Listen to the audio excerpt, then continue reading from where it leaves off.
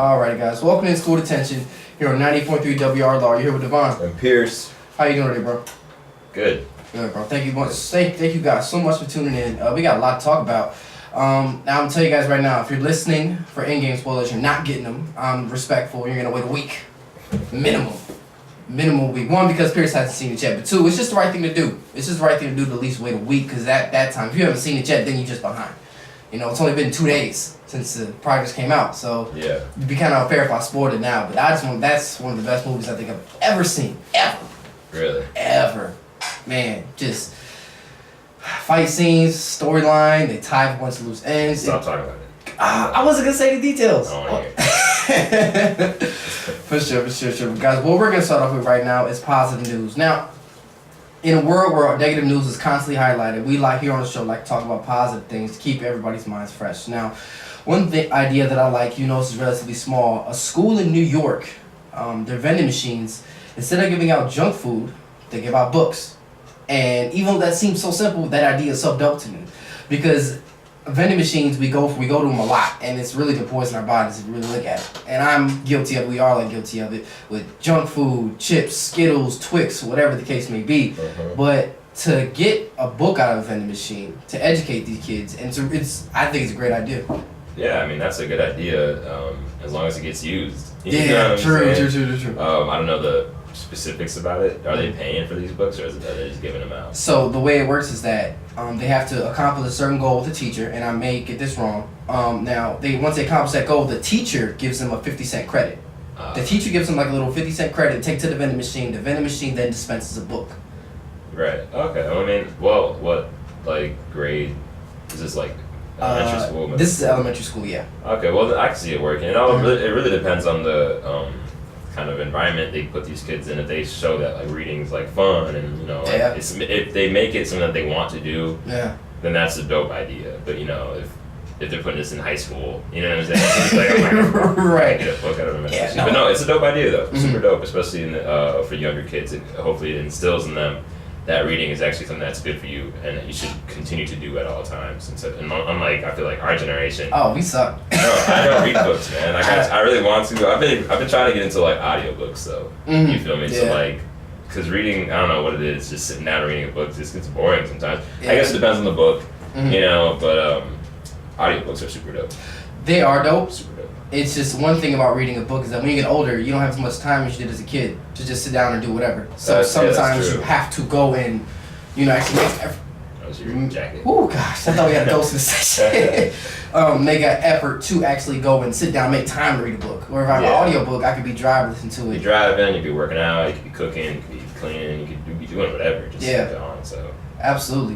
But putting books in vending machines is a great thing. Yeah, super dope idea. Yeah, especially with young kids because they're so easily moldable. Exactly. This is the time really putting the pressure on them. So, Next point we got for positive news, the Lotus Center. Now, this place in Miami is a non-profit shelter for women and children. Most importantly, it's a tool used to prevent women for life.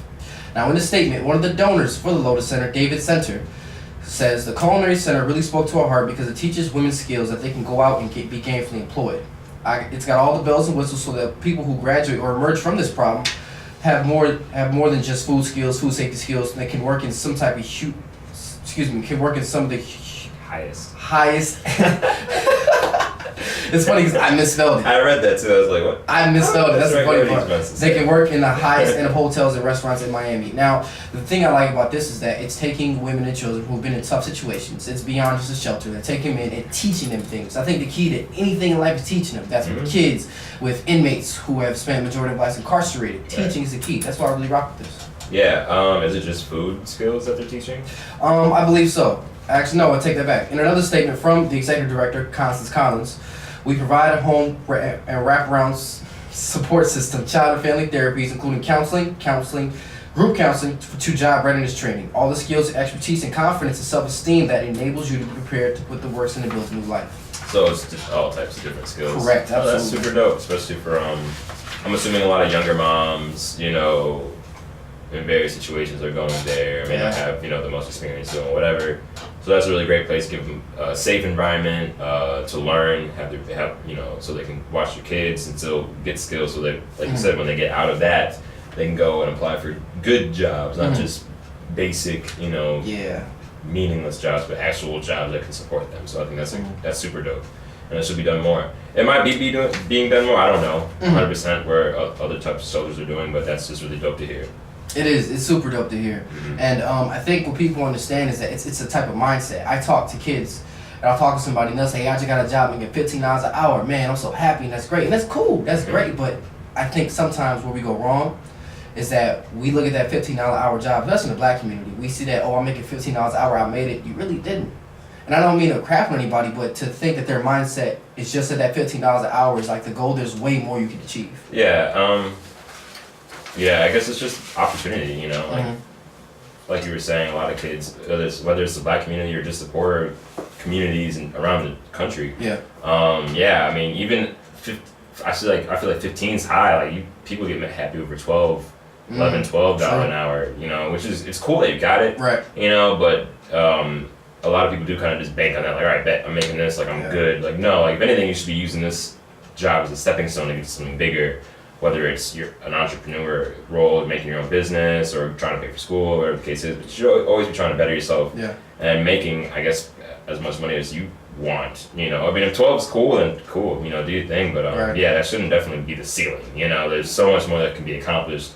But you know, we just gotta show that these younger kids all around the country that there's more than just what's being pushed to us or, you know, shown. You know what I'm saying? Absolutely. And I think the key for someone when they look for a job is not so much the money being made, because that's important too, but also opportunities to move up. Yeah, that is key. Definitely. That is very, very, very, very, very key in any type of situation. So I really like that idea. Now, one story, her name is Shirley Joseph. She was taken in at 23 when she was homeless. Now she's a mother with an apartment, 2 kids, and a future. That's dope. She wasn't a mom when she went in? She was not. She was homeless. Both her parents lost the right to take care of her at the time. So they took her in, and now it's just really turned her life around. Well, I mean, that's a really good, feel-good story, and I'm sure there's plenty of other stories coming out of there like that as well. So, I mean, it's just, obviously, it's working. And hopefully, if it's not already a bigger thing in around the country, hopefully some people kind of take notice and start implementing different types of facilities in other lower income neighborhoods, you know, to kind of help the women, especially, get out of there and get some work for themselves. 100%. Now, our next and last bullet point on positive news: 50 Cent, the world's most pettiest man. He is petty. He recently sold his mansion and then donated all the money to charity. Now, he sold the mansion for $2.9 million, and that seems like a lot, which is a lot, but that's 87% less than the original asking price. So it brings, isn't that crazy? That's That's ridiculous to me. One day. I mean, honestly though, I don't even want a mansion. I don't know. I mean, like, I don't know how big I'm assuming this is like probably like 50 rooms. Dude, it had like at least 40 rooms. Yeah. Yeah. So huge mansion. Yeah. I definitely don't want like a stupid fat crib. You know, because like what are you gonna do with all that space? Right. Unless I have stuff to do, maybe. But I don't know. But yeah, I feel like a lot of times in mansions, especially like the 50-room, 100-room mansions, you know, it's just like, are you even using all of those rooms? No. You know what I'm saying? And then if you are, like I said, by all means, go crazy if you got the money and you're actually putting it to use and do your thing. But yeah, a lot of the times it kind of does seem unnecessary just to kind of flaunt your wealth a little bit. 50,000 square feet, 52 rooms. 52 rooms, okay. That is ridiculous. And he bought it from Mike Tyson for $4.1 million.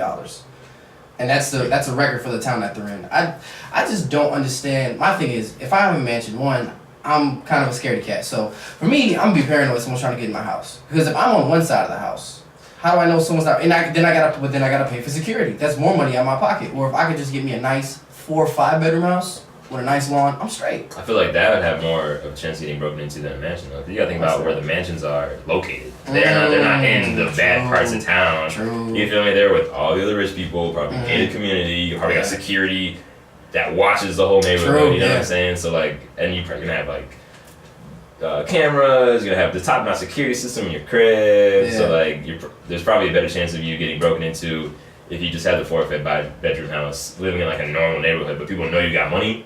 You know what I'm saying? Then you just being with all the other rich people, you feel me? And then you guys are just kind of all protected. But no, I get what you're saying though. I mean, it does kind of seem unnecessary just having that big of a house. I don't know if it's something, if it's just like a rich person thing. Maybe they maybe if we ever get to that level, we'll understand. We'll understand. Yeah. Like, oh yeah, I want to get a big house too. I don't know. I mean, maybe it's just he got the money, just might as well do something with it. But it's dope that he donated all the money to charity. Absolutely. You know, I feel like 50 Cent is super petty, like you said, and there are some questionable things that he's done with his relationship with family members or other people, whatever the case is. But I feel like he does good at the same time. Yeah, you know, absolutely. He's not a horrible person, but you know, I guess he could be better. You know, we all can. Everybody can be better though. You know what I'm saying? Like everybody can be better. 100%. But it's dope that he's doing that. That's a lot more than a lot of people are doing. Way more a lot of people are doing. Way more. So, all right, guys. Next, I'm gonna play a song. So you guys know today, I'm playing Nothing But Schoolboy Q. What song are you playing next? So next, I'm gonna play Water featuring Lil Baby. Okay. That song is so hard. That's nice. The way he came on the verse when Lil Baby came on, I was like, oh. The whole song is just the whole album. The whole album is hot. I put it on Facebook. Early album of the year candidate. I was gonna say it might be album of the year candidate so far. So far, I mean, we're only in April, about to be May in a few days. Somebody's birthday's coming up. I don't know who. You don't know who? Not mine. Alright guys, we got Water, Schoolboy Q featuring Lil Baby. We'll be right back. Thank you guys. Just played Water off of Crash Talk, Schoolboy Q's new album. What do you think so far, bro? I like it. I mean, I've been playing it nonstop since the album released. You know, I've been waiting on this, high key. I mean, we had this conversation a couple weeks ago where we talked about TDE and Dreamville. Yep. And I said I was waiting on. I'm a bigger, I guess, TDE fan, and I was definitely waiting on Schoolboy Q to drop this album, and it does not disappoint at all. I mean, what can you say about this? What can't you say about this? Right. You know, I mean, it's the beats hard. You know, the lyricism's there. I mean, it's Schoolboy. The features deliver. You know what I'm saying? I mean, he's got some dope features on here, and they all of them do their own thing. Lil Baby killed it. He might have even outshined Schoolboy on the song, to be realistic. To be real with you, I mean, from top to bottom, there's like no skips. You know, I think my least favorite song may be Chopsticks. You feel me? But even then, that's a banger too. So, Banger. I mean, the whole thing is just nice. I think it's overshadowed every album that's come out so far. At least the one what it's come out with, like last week. And probably a couple months prior to, and it's just overshadowed them. I can see that, yeah. The ones that have come out previously, Rapid Go to the League, no one's really talking about that anymore. Even though I thought it was a quality tape, no one's really talking about that anymore. Everything's for Sale, my right now album of the year. Even though Schoolboy Q's making it kind of hard for me right now. This is, I think, it's our first big release. Well, no, because 2 Chainz had a pretty major release. So this is our second major release of the year in terms of just big notoriety. No, I feel like there's been some pretty big releases. Who am I missing? I gotta look though. I can't name them off the top. Okay, for sure. Why you do that? I have, like you said, we had a conversation about TDE and Dreamville. I am a Dreamville dude personally. Yeah. I never really been the biggest Schoolboy Q fan. Not to say he was garbage or anything. I never thought that. I always thought he was good. I just sit down and listen to one of his projects. But at the same time, I was a bad music listener prior to a few months ago anyway. I was terrible at listening to music. Right. So to hear this, and this is really my first full-length taste of Schoolboy. I mean, this is nothing new to me. You know, I've been listening to him. But if they go back and listen to his older albums, I mean, he just kills it. He's a dope, just so dope lyrically. I mean, he's real. He's authentic with it, and the beat selections are crazy. I mean, I don't know. I think I'm a TDE fan when it comes to if we're gonna put them against each other again. I'm picking TDE all the way. But I'm a J. Cole fan. I might like J. Cole better than everyone on TDE. Fair enough. But as a whole, I like TDE better than Dreamville. You feel me? I got you. One thing I really like about this album is just the fact that it has a balance between the bangers. You know, you got Num Num Juice, which is crazy, Chopsticks, crazy, Floating, which is a banger, but then you have songs that have consonant and make you think, lyricism. You got Black Folk, Attention, Crash, songs that make you think, and he kind of brings you into his world. And I really like that. And one thing else I like on his album, he embraces fatherhood. On the song Attention, he talks about the impact on his daughter, Joy, if he died. Oh, yeah. And how sad that would be. Yeah. And see, me, music, which is why I'm such a big J. Cole fan, I'm a big fan of transparency. I love to learn new things about you, teach me things about you. You know what I'm saying? But I love my bangers too, so this provides a great balance. And the Kid Cudi feature really caught me off guard. Yeah, no, I mean, I saw it like on the track list when it got released and everything. So I was just super excited for it. I don't know, it doesn't really catch me off guard. I feel like everyone wants to work with Kid Cudi. So when I see him on like an album where I'm like, oh, what? Like I'm like, yeah, this is that guy, man. You know how I feel like Kid Cudi. Yeah, I mean, I don't have to go into it. It's like my favorite artist, but absolutely. Yeah, I mean, I don't know. I could talk about this album all day. You know what I'm saying? Yeah. It's just such a nice album. You know who else had a really dope album? Was Rico Nasty. It was good. It was nice. It was really good. That was my first Rico Nasty experience. Really? Yeah. Really? Yeah. I told you I was terrible at listening to music, man. Rico Nasty, there's just some bangers on there. Bangers. I can't remember any tracks off the top of my head because when I listened to this, when I listened to the Rico Nasty, Schoolboy Q came out. Yeah, I think they came out the same week. They did. So I was like, I'm gonna go listen to Schoolboy first. And it just fell to the back of my mind, but I have it downloaded to go revisit it. Now my rule of thumb is before I make an opinion on any project, I like to listen to it twice. Unless it's just that fire.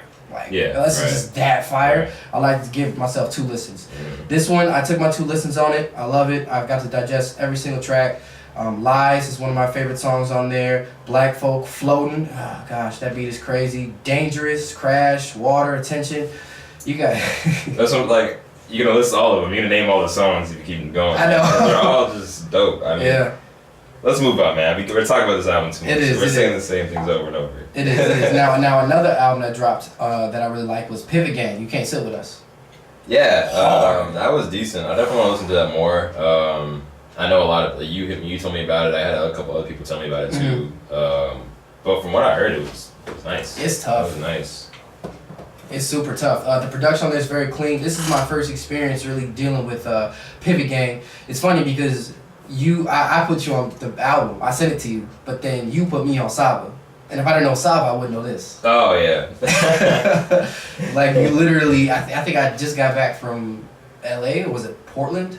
I think it was Portland. I think it was Portland, and you sent me that out, and I was like, wow, this is fire. Yeah, that was a while ago. That was last year. That was last year, because that's when it came out. 2018 was a great year for albums. But that was a really good year for albums. I'm curious to see what's going to happen in 2019, but 2018 was really heavy when it came to just music in general. Really, not even just hip hop, but just music. So much came out, and like so many quality albums came out. It wasn't just a bunch of trash. You know? So I'm really excited to see what 2019 holds. Yeah. I think it's going to be similar, maybe even better. You never know. I'm still waiting on that Kanye album to drop. Yandi. Yeah, that should be good. I can't wait for that. I mean, I may not agree with everything he says, but at the same time, you don't have to subscribe to somebody's entire being to enjoy their content. Yeah, because if that was the case, then we probably wouldn't like a lot of artists. We wouldn't like Mike Tyson, for one. Oh, no, not at all. No, we wouldn't like Mike Tyson. We wouldn't mess with Kanye. And if we really want to be petty, a lot of these artists in the past have said some pretty bogus things. They said the gay slur, the one that rhymes with maggot. Everyone in rap said that before.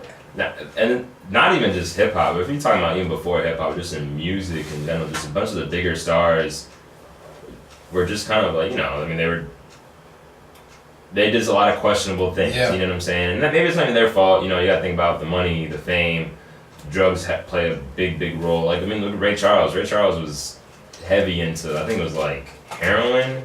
You know what I'm saying? Like, he wasn't the best of the best people either, but I mean, he's a legend when it comes to music. You know what I'm saying? So I mean, if you want to like hold everyone to a certain standard, I don't even know what the standard that like what artist is like the standard for a good. You feel me? Because I don't know, but I mean, there's so many classics. As long as you can like separate the artist from the art, in this case, depending on what happened, if they're like out here, mass murdering people. Yeah. That's one thing. I don't know if I could listen to that, but depending on what happened, again, music and art in general could also be, just them trying to get their feelings out and stuff like that, and just help people relate. So I mean, they might not be the best person in the world, but then your friend who may be going to something that's super similar that you just can't connect to, they can connect to that person. You know what I'm saying? Because they've been through something similar. So I mean, it just depends. Everyone's an individual. So as long as you can just kind of separate those two from the art from the artist, I think you can enjoy a lot. And I've definitely had to deal with Kanye recently. But Kanye's Kanye. What can you do? Yeah, for real. You know what I'm saying? This is his personality. And one more thing I want to touch on before we go into the break. Khalid, am I saying it right? Khalid, is that how you say it? Yeah, I think so. Okay, he dropped an album. I'm only 3 tracks in right now, but so far it sounds really good. I've heard great things about it, and I really haven't heard a bad song from him.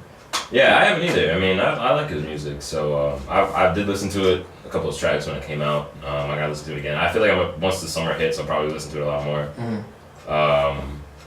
But yeah, like you said, he hasn't really dropped anything that I'm like, this is trash. Yeah. You know, he's just a really good singer. He is. He's just talent. Yeah. And it's crazy to see how young he is. And I know. It's wild for us as 20-somethings to look up on our phones or whatever and look up to these other 20-somethings who are doing something so crazy. Like, Kehlani just turned 23 or 24, I think. Yeah, man.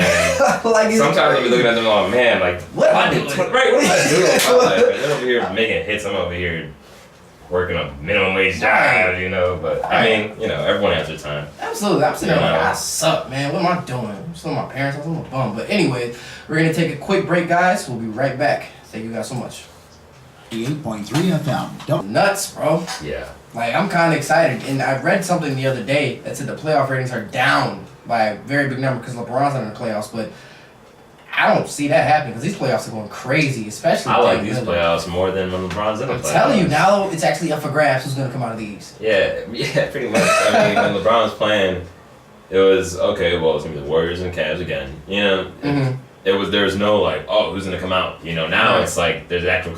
I think the Raptors are about to come out the East personally. I just don't see anybody beating them. I think they're gonna easily beat Philadelphia because game 1 they like smashed them. Like it wasn't even fair. And Kawhi had a 40-piece, 45. That's what I'm saying. Like it wasn't even anything. And then they're probably gonna end up having to go against Milwaukee.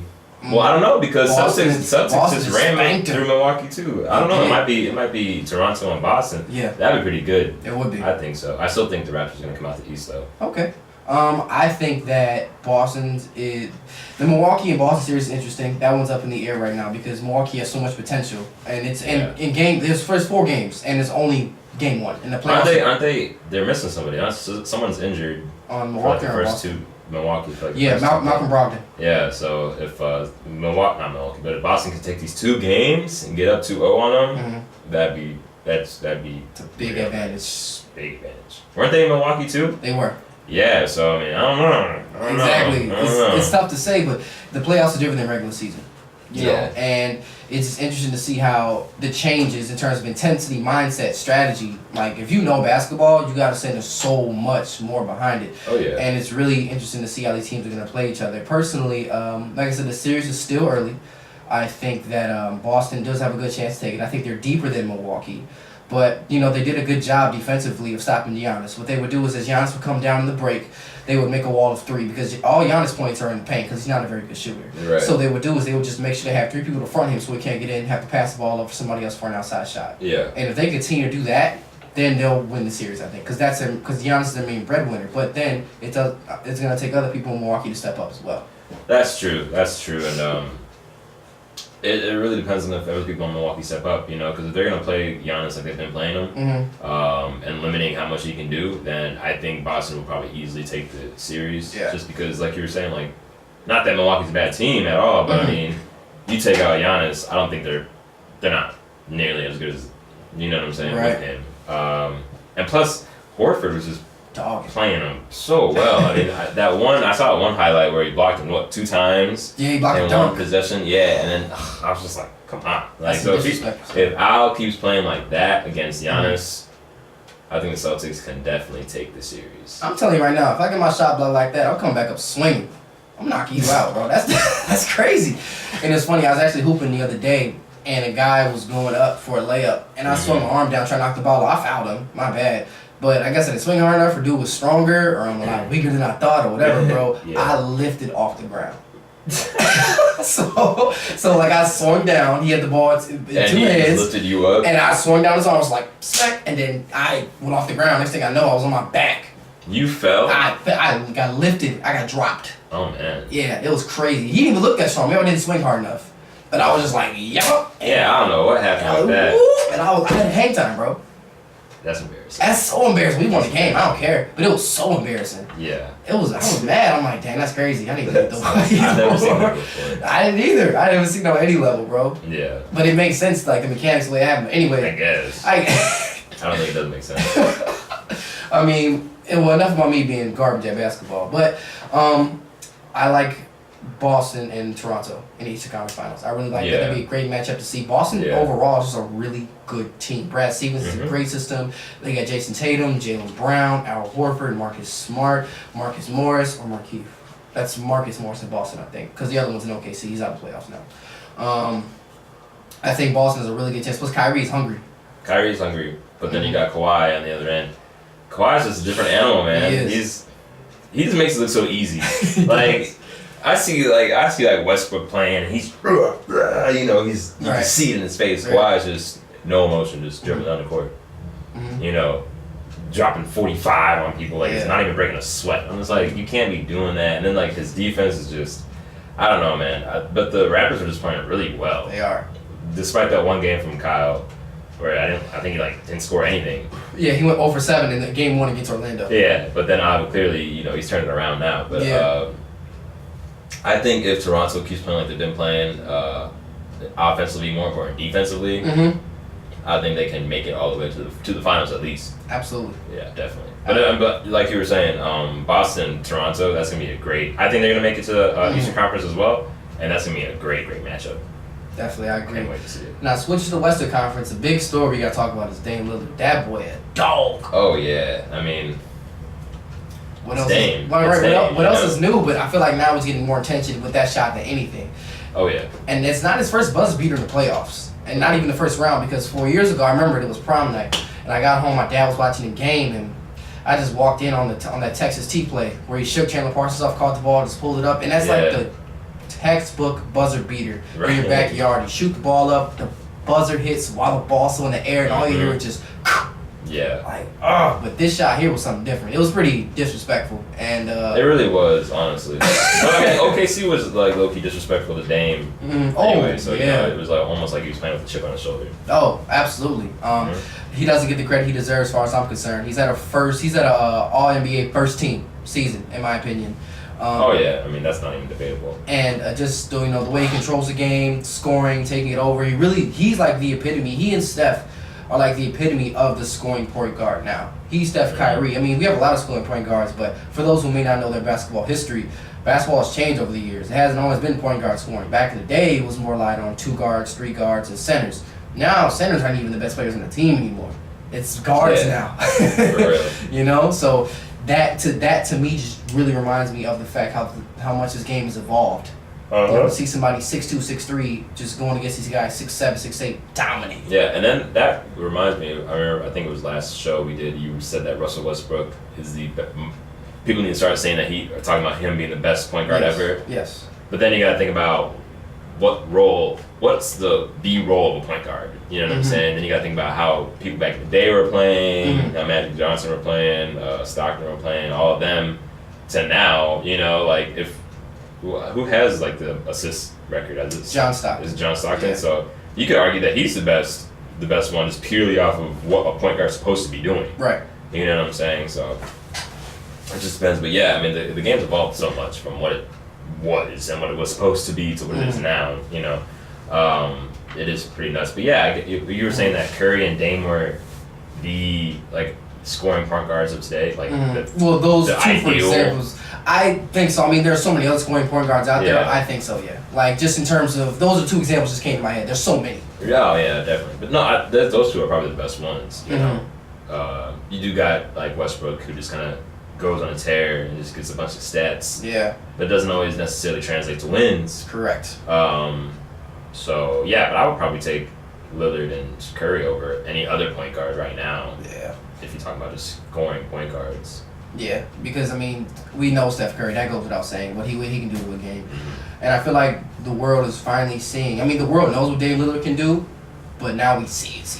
It's crazy. It's such a dramatic way. Like all the trash talking, which we're gonna get into in 1 second. Just the trash talking that was happening. I read an article where Westbrook was out here calling people the B word. Yeah. And and that brings a good point of mine. I want to ask you: is there a limit when you talk trash? But personally, me, Yes. I don't talk trash that much. Mhm. You know, if I'm playing a game, I guess I'd rather just let my game speak for myself. Mm-hmm. But I don't know. Like I said, I've never really gone overboard. Mhm. But I don't think there's a limit. Mm-hmm. I don't think so, because it more so in the professional ranks instead of just like playing at the white, you know, or whatever. Mm-hmm. In the professional ranks, it's a game. You know, you're gonna do whatever you do to get the edge up on your guy. Mhm. You know, so that's saying whatever, that's doing whatever within the rules. Yeah. You know, so I guess no, there isn't a bar you shouldn't cross Mhm. for me personally. But I can see why some people would be upset with being called certain things or certain things being brought up.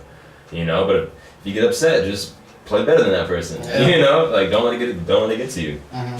I'm on the fence about it because honestly, like when I'm playing basketball, like the other day, I'll be, you know, oh, he can't guard you, he too little. Yeah, that's not bad. Right. That's normal stuff. But like me, like personally, like it depends on how much I know you. Like if me and you hoop, and we've been playing basketball with each other for years, I'm gonna go a little crazy. Yeah. You know, I'm talking real crazy. Like you weak. Don't even come down here with that. Now, me personally, I'm not gonna call someone a beat. Now, if they call me a beat first, I might respond with that, but I'm not gonna jump off just call another grown man the beat word. That's because a lot of dudes take offense to that, and it is mad disrespectful. And the last thing you want to have in basketball is a fight. So yeah, that's true. you know, and that's with anything, but you know, it can really escalate to that. Mhm. I'm big on, you know, saying you can't make that shot. You know, I can guard you, because me personally, I can't score, but since I can't score, I'm gonna guard you. I play great defense, so Right. you may not, I may not be able to score on you, but you're not gonna score on me. Right. You know, and really that competitive nature. Now, me personally, if it gets really competitive or really tight, I'm stop talking. I'm gonna completely That's usually how I focus. am. I don't Yeah. really talk much if I'm like angry Right. and I'm playing the sport. I'll just rather just focus on the game Right. and win, and then if anything, I'll talk trash afterwards. But, I don't know, man. Like I think you gotta think about the legends of the game, like Larry Bird, Michael Jordan. They were trash talkers. And Reggie Miller. You're right. They talked trash, you know, because they were hyper competitive. They wanted to win, you know. So I don't blame people for doing that now in the NBA. I think it's a lot softer, if anything, now. You know, I mean, so I like when players trash talk. You know, not that I'm all for players being friends. You know, I don't care if you're a friend or not. But when you're on the floor, you know, it's your team first. You know what I'm saying? So you gotta play. You know, and trash talk happens, some pushes, some shoves happen. You know, but that's just a part of the game. These are grown men playing, or grown women playing. You know, the sport. And if the B word gets thrown around, it gets thrown around, you know. I mean, it's in the heat of the moment. I'm sure he didn't mean it, you know. I'm sure he's not after the game. Hey, he was just blah blah blah, you know. So, but in the heat of the game, yeah. I mean, I can see it slipping out. Like, what are you gonna do? Stop playing and try to start a fight because he said something to you? And get banned for the league. Yeah, you know what I'm saying? Like, no, just go down there and score. Like, because he could talk all day long, but if you're just lighting him up, it doesn't mean anything to you. Yep. You feel me? So I'd rather focus on that. Don't focus on what's being said, because then he's just getting in your head and he's winning at that point. You know? Right, that's like, remember the time Boston was on KG and they played the Knicks? Mm-hmm. And, he said Carmelo, he said Lala tastes like Honey Nut Cheerios or something like that. That is so bad. Yeah, it's super disrespectful. But what are you going to do? Stop and start fighting him? You know what I'm saying? Like, or Melo pressed him, but then after the game, he was waiting for him by the bus. That's just, I don't know. I mean, I guess you can handle it outside the, I don't know. Yeah. This is a competitive sport. It We is. are professionals, you know what I'm saying? Like, I expect trash talk. You know, I'm sure worse stuff gets said in football. You know what I'm saying? I'm sure a lot worse things get said in football, you know? So, but I guess they can hit each other. So that's different, you know? But still, I don't know. Trash talk's trash talk. It's part of every single sport. Yeah. If you're really going to take it that hard, maybe you shouldn't play. You know, like, these are grown men playing basketball. Right. It happens. Right. You know, like, I'm sure you've been trash talking golf. Probably. On par 4. Yeah, right. You know, in every sport they try. In tennis, they do. I know they do in tennis. And soccer, it gets intense. It gets intense in soccer, but like you really gonna. I don't know, man. If you gonna say something and someone says something back to you and you get upset, don't say anything then. You know, like don't say anything. Right. Because if you can't handle what's being said to you, then obviously you have other problems. Absolutely. So it's just interesting, you know, to see how Russell Westbrook was doing a lot of the chirping, a lot of the talking. Dame Lillard was talking too, but not as much. Exactly. And he was lighting them up. Exactly.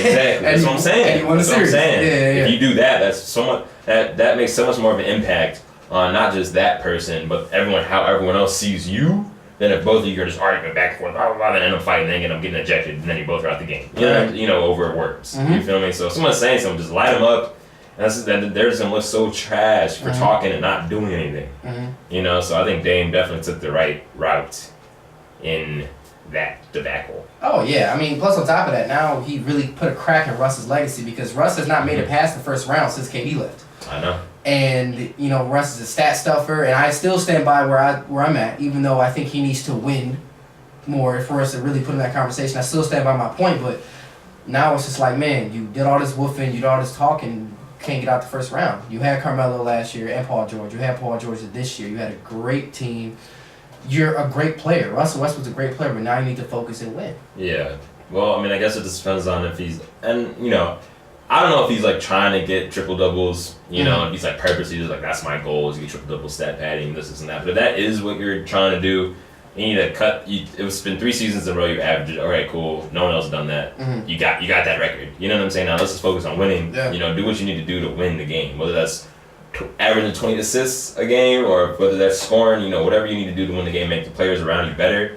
That's what you need to focus on. I mean, I think your legacy is solidified when it comes to just being a point guard. But right now, like, you only got so much longer until you could be that guy on a championship team. Because you can still win championships when you're older, but if you're, if you're a bench player, one of the championships or just like a second, third, fourth option, that's different from being like the guy. This is my team. I brought them to the finals. You know what I'm saying? So that's what he needs to focus on now is just trying to win, and get to that next level and not get out the first round. These past couple of years. Absolutely. It's all about just execution, playing. I read an article and Russell Westbrook, he's 30.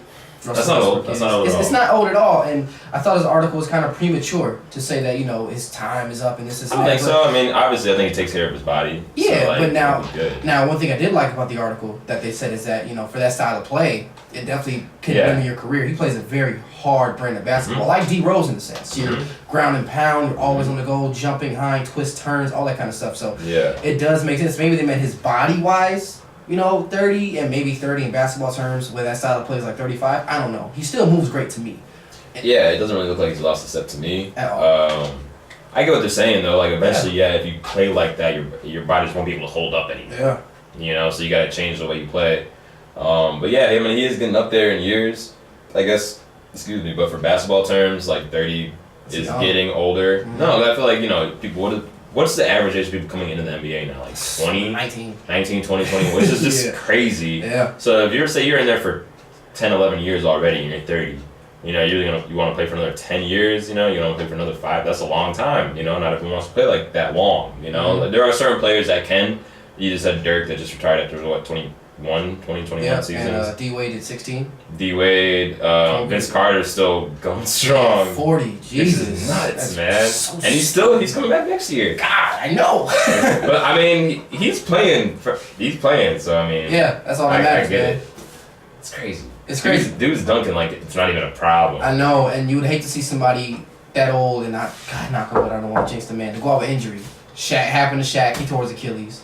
Shaq's a big guy though. Yeah. He's a big. Same with Cousins. He's big. Yeah. So I'm tired of DeMarcus Cousins. I'm not. I mean, as a player, no, I'm not. As a player, as a basketball fan, I'm not. It's just. I mean, it's not his fault. He's getting injured. It's not his fault, but it's just like it's always something, man. I just want you to succeed. It's always something in the way. Maybe I gotta articulate my thoughts better. It's just like, all right, you were in New Orleans. Y'all had a squad. You got hurt. Dang, and they could have gave going to the run that year. They got hurt. Okay, then all this debacle. Where are you gonna go? You talk all this crazy stuff about KD, then you end up going to that team anyway. But whatever. He didn't get in the offer. Like nobody gave an offer. That's not his fault. You're getting mad at him for stuff that he's not control. I'm sure if he had other offers, other places, he might have actually taken them, and not have to join Golden State. But if that's the only team that's gonna give you an offer, what are you gonna do? Not take it? Like, no, I'll just retire. All right, fair enough. Right, and then this year he was waiting, he didn't rush back, and he was playing, and he just got hurt again, I mean, same injury that happened to Victor Oladipo. Yeah, crazy. Which sucks, But I mean, Vic, a couple weeks ago I saw a video of him walking without any assistance or anything like that, so that's promising for him. Hopefully, he doesn't try to rush back too soon, Mm-hmm. and he just makes sure that league's good before he just comes back because he is a great player. And Mm-hmm. hopefully for Cousins, it's a similar rate of recovery. Mm-hmm. I don't know if it's gonna be longer because he's bigger. Yeah. I don't know how that works, but hoping that it's something similar. Hopefully, it goes to like the same doctor. That'd be dope. Yeah. You know? But yeah, I mean, it just sucks to see such a great player just be held back by injuries so much, you know. So, and I'm hoping that when he comes back this time, it's not like he's the same player, you know, because you know a lot of times you see these injuries and they come back and they're just not the same, you know, or it takes a long time to get back to that level, you know, or they may never even get to that level again, you know. So I'm hoping that doesn't really deter him too much. But I would like to see him like on a winning team for once, you know. Yeah, I definitely want him to get a chip. So, who do you like in the West? Probably, if I'm being realistic, probably Golden State. I would love to see Portland do something big, but I just think Golden State, unless someone gets injured, which hopefully nothing happens. I really definitely hope nothing happens to anybody. But unless someone gets injured, I just think they're too hard to beat. You know, if it's not KD, it's Clay. If it's not Clay, it's Curry. You know, so they just got too many weapons that can drop 50 on you at one time. You know, Right. so it's just like. But at the same time, you know, if these teams just play hard, you never know what can happen. I would love to see, like I said, I would love to see Portland come out the West and see Toronto and Portland finals. That'd be crazy. Oh my God, that'd be nuts. So we'll just have to see. What about you? Of course, Golden State's a favorite, but I think Houston can beat Golden State, and the reason why I say that is because Houston's bigger than Golden State. With DeMarcus going down, right? Golden State, DeMarcus goes down. Now Houston has Kenneth Faried, Nene, and Clint Capella. Right. It's a size advantage. That is true. And even though the Warriors still have Kevon Looney, they have Draymond, and KD can rotate to the 5 and Andrew Bogut, I still think that if they play the game right, they get in transition, they take advantage of Golden State when they do turnovers, they can win the series. And they added Iman Shumpert, they have Austin Rivers. They have a deeper team who are really good perimeter defenders. That is true. I would love to see Houston beat. I think they can beat them. They really gotta play. Yeah. They can't have a repeat of last year. That was just, I don't know what happened with that. I don't know. But they really got to come to play, and it looks like they have. This previous game they played, what was like 100 to 104. Yeah. The score, and there was questionable calls that could have been called that didn't get called, so the game could have gone either way if those were called. I'm not going to talk about that because it doesn't matter at this point. But if they play like they have been playing, and hopefully the officiating gets a little bit better for both teams, not just Houston, then yeah, I could definitely see Houston taking it. And I would love to see that happen. I'm tired of Golden State going to the final. Not even trying to be a hater, but I'm just like... You want to see something new? I just want to see something new, man. I just want to see different matchups, like just something different, man. I feel you, man. I'm tired. I'm sure that's how people felt in the 90s with the Chicago. Jordan? Oh, yeah. I don't care, though. I don't care. I would have loved to see that, you know? I got you. Now Portland and Denver. Portland is a good team. However, I feel like Denver's deeper, and they have Nikola Jokic. Yeah. No, yeah, that's gonna be a good series. I can't wait for that. I'm actually a little happy that OKC didn't make it because I feel like I like this one better. I like this one better. I feel you. Yeah, absolutely. You know, Dame Lillard is really hot right now, but he always plays good. Everyone has their struggles, but he's really hot right now. Almost half court step back buzzer beater for the W, which is absolutely crazy. So, bro, his range is just ridiculous. That's ridiculous, like, bro, he's shooting from the logo on the regular. And there's only him, Curry, Trae Young's been doing that too. Yeah. High key. That's about it. I mean, because I don't think consistently. Because I haven't seen Clay make a shot out that far. Yeah, it's literally just those three. Lonzo definitely can't do it. Kyle Lowry, cannot. What do you think is gonna happen with Lonzo? Cause I'm hearing like different trade scenarios and stuff. I heard the Bulls might try to get him. I don't know. Every trade rumor for the past 20 years. The Bulls, man. I don't know. And it never happens. It never happens. Ever. So my hopes up. We're supposed to get Bron. We're supposed to get Kobe. We're supposed to get Carmelo. Like, come on. Every trade rumor goes to Chicago. Can you imagine if the Bulls got Kobe? Oh, we'd be a different franchise. Completely to this day. Completely different franchise. We'd have LeBron right now. Probably not, but yeah. well, LeBron probably wouldn't have even been LeBron if Nah. Kobe was in the East. Well, Or that would have just been so many. Can you imagine the matchups? but check it out though. LeBron will still go to Cleveland because that year in 03, Cleveland had the first overall pick. That's what I'm saying. And I mean, I'm not saying he wouldn't have been LeBron James. I'm just saying with Kobe being there and actually having to compete with him, he may or may not have been as great, you know, just because Kobe was there. Right. On the same thing like with Michael Jordan. Like Michael Jordan is not that he wasn't playing against great competition. He was just that much better. Yeah. You feel me? So. Well, we have the same Kobe because Kobe is a great individual player. It's amazing. But the thing that's part of Kobe's legacy is Phil Jackson, Tex Winter, these dudes who really helped mold Kobe. So do we get the same Kobe if he's in LA versus in Chicago? I don't know. I mean, I guess it depends on who would come, Exactly. coach-wise, player-wise. So, I mean, obviously we won't know how that would play out, but I'm assuming we would. Or something similar. Yeah. You know, Yeah. which would have been so dope to see, man. That'd have been crazy. So now, dope to and see. Kobe's draft was '96. That was the year Mike was out. So he became. Oh, Kobe. No. Yeah, he was out 90. Kobe's draft was 98. Kobe's draft was 98. Okay, yeah. Because Mike came back 95, 96 Bulls, greatest of all time. You're right. You're right. Greatest of all time. Kobe got drafted in 98. You're right. That 98 class is considered the best class ever. One of them. One of them. But I first. There's that one. There's the '84 draft. That's a Mike The Charles. 03 draft with Melo, Dwayne Wade, and LeBron. And then people were talking about this past draft too. Now, obviously, you gotta wait to see how it turns out, but just like how the rookies have been playing. It was 96. When Kobe got drafted. Yeah. Interesting. Yeah, I know that. But I'm saying The Mike was there. He was there at 96. Yeah. So, alrighty, guys. Well, we are out of time. Thank you guys so much for tuning in. Where can they find you at, my guy? Same place as always. Instagram, Facebook. I actually might delete my Facebook. I think I say that like every week. You do. Facebook, man. You hate Facebook with a passion. Bro, it's just super grimy. I mean, you gotta look up the news, what's going on. Like every week, there's some security breach. You know, they're just giving out millions and millions. That's another conversation for another time. But yeah, just type in my name, Pierce Anderson. I should pop up. There's not many of me. This dude. What about you though? Where can I find you at? You guys can find me on Facebook at Devonn Overstreet, Facebook in School Detention, Twitter at DStreets815, Instagram at DevonnaLan, and of course you can find me here every Monday from 5 to 6 p.m. here on 90.3 WRLR. You guys have a great week. See you next time. You should really try to get those